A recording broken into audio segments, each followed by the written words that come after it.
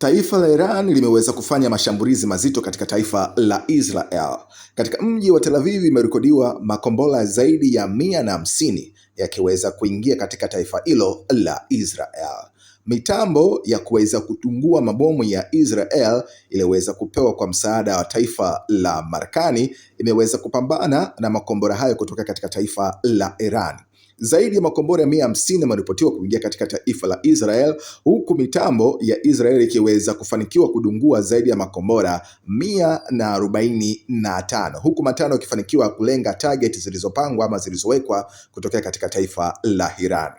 Kengele ziliweza kulia katika taifa zima la Israel kuashiria mashambulio makubwa na watu kuasiwa kuweza kuingia katika maeneo yaliyotengwa kwa ajili ya kujificha kwa ajili ya usalama wa afya zao. Sasa kinachoendelea mpaka sasa ni kwamba bado mashambulizi mazito yanaendelea katika taifa hilo la Iran, katika kile kisasi cha Iran kuweza kulipiza kisasi Israel.